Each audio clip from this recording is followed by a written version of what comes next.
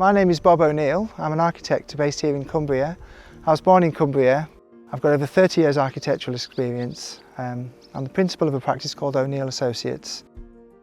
We specialise in the sensitive renovation, a little bit of restoration and a considered alteration or extension to traditional buildings here in the Lake District. We work with a close-knit team of craftspeople to work on projects such as this.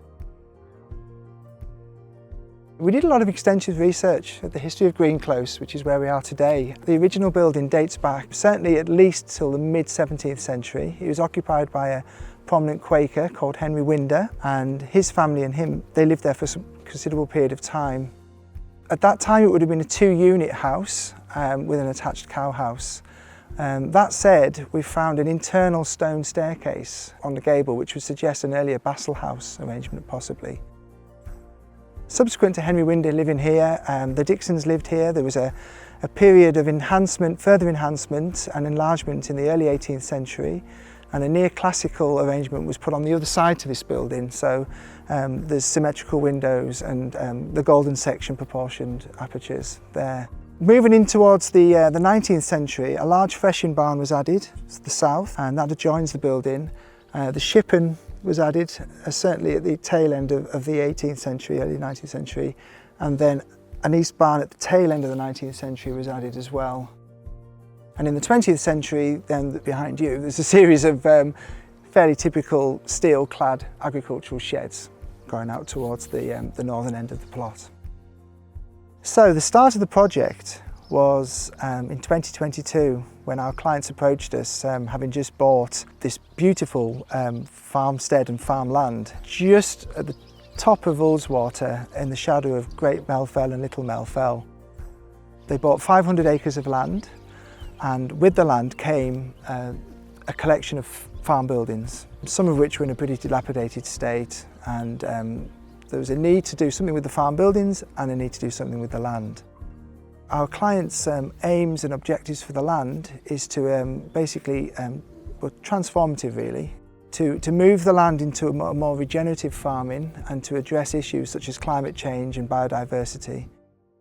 When they bought the property and the land, 100% of the land was basically pasture for sheep. Now, I think about 55% of the land is now woodland pasture and hardy cattle. And so the remainder of the land is species-rich grassland and scrub.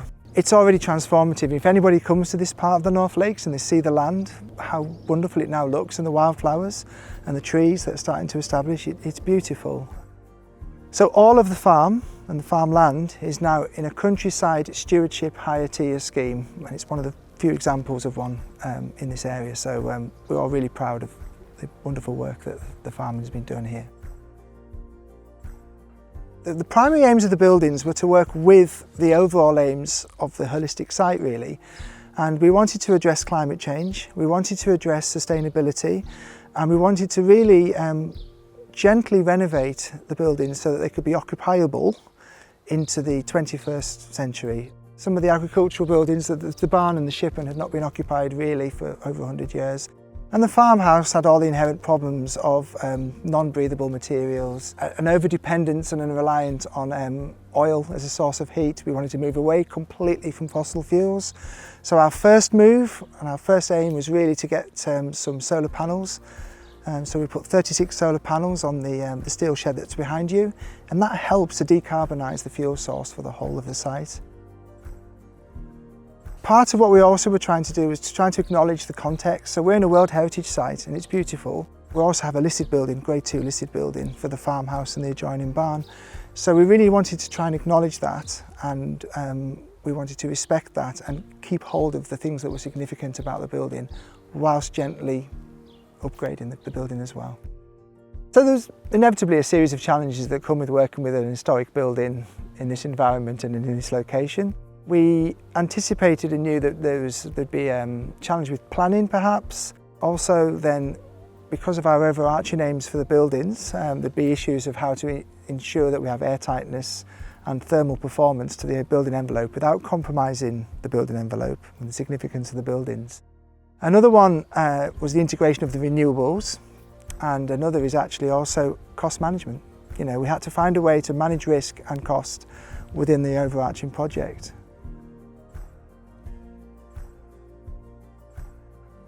We addressed all of them in different ways. Planning, it was very early engagement with our friends at the National Park.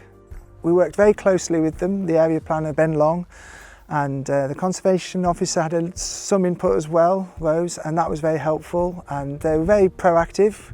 We explained what we were trying to do for the whole site. We agreed a series of principles for which we could do what we were doing, and they were very supportive generally in what we were trying to achieve. With the control of things like the cost and the risk, we established a very helpful and close collaboration with our contractor, who was Matthew Nielsen of Nielsen's Limited. I've worked with Matthew on several projects in the past. We've enjoyed working together on these kind of projects. So very early on we established collaboratively a cost plan. And that cost plan was bounced around a little bit with various different ideas for how we were going to do it. And we were also able to evolve that cost plan as we went through the project. The other area that we looked at was how to integrate early expertise and experience of some of our suppliers. So we worked with ecological building systems from a very early stage to successfully model and establish our thermal performance arrangements. We were using wood fibre insulation and lime plaster on the farmhouse, and also in the Shippen and in the East Barn we were using diathonite. So we were basically drawing on their expertise to see how that might work in this situation. We also talked extensively about airtightness and getting the detailing right.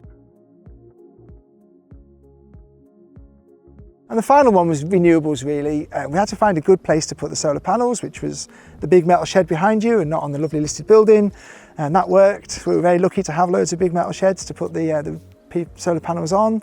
And we also integrated a ground source heat pump, and again we've got loads of land, so we could put a coil system across the field, and that's now species rich grassland, which is lovely. We decided on the products based on previous experience and based on our overarching aims to try and ensure that the building was watertight, airtight, allowed vapour permeability through the structure to allow the building to breathe, and also acknowledged the aesthetic externally and internally of what one would expect from a farmhouse from the 17th century.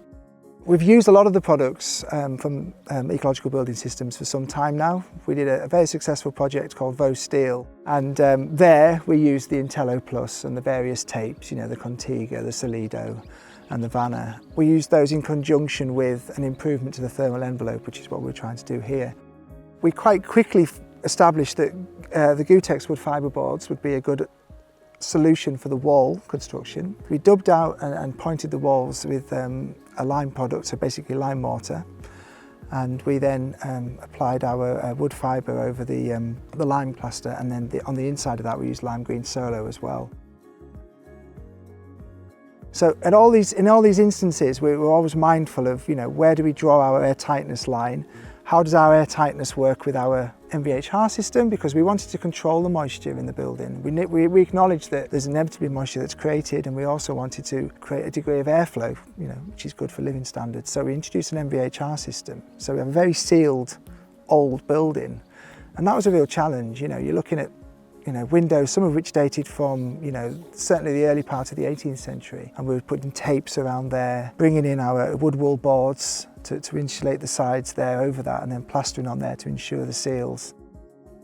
Because we're working with craftspeople that have done these on lots of our projects, we have a very close-knit team of craftspeople, Matt Nielsen's team, who worked on lots of our projects. We were able to just say, oh, we did that last time, we do this, that worked, perhaps maybe we'll try this time, and that was a really good process. We also called in the ecological building systems guys for help with diathonite. I'd never used diathonite before, and so we were a little nervous, I would say, but just because we'd never used it. I mean, we'd done the research, we'd looked at it and seen that it could be a good solution for the East Barn in particular. And we drew on their experience, we looked at some sample panels, and actually when it was being applied by the approved installers, one of the technical team from Ecological came out and had a look with us, which was great. It was really helpful. I think it's just really that process of just a constant dialogue. You can't just say it's this, walk away and leave it to somebody to do. Actually, sometimes The architect, the other professionals, the supplier team and the builders all work together whilst you're on site. Holistically, we're all very happy with the project. I think if we think about the regeneration and the restoration of the land, that's been wonderful. It's been wonderful to see. Concurrent with that has been the restoration of the buildings and the regeneration of the buildings and seeing them being occupied again by the farmer. Because we've managed to get a very good airtight thermal envelope, down to 3, and also because we've been able to integrate renewables, MVHR systems, and thermally upgrade the walls, floors and ceilings, the whole of our developed property here, which is basically 400 square metres spread over the shippen, the east barn and the farmhouse, only produces 3.7 tonnes of CO2 a year, which, you know, is a great figure when you think the average UK house, which is only 100 square metres, is producing 6 tonnes of CO2. You know, we're 6 times better than the average UK house, and this is within the context of a listed building, an old barn and all of the constraints that come with that. So we're really proud of that.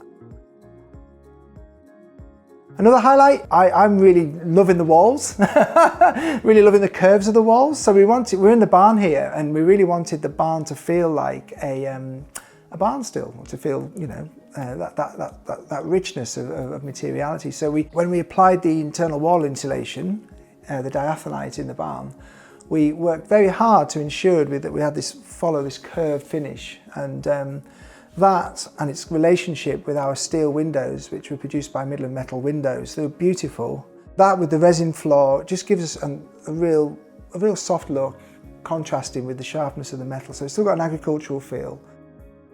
I would say another highlight is also just the layout. Just, you know, like how we've worked hard to kind of not sort of fall into the pastiche. We've got a very contemporary, fresh arrangement and layout of spaces in this barn.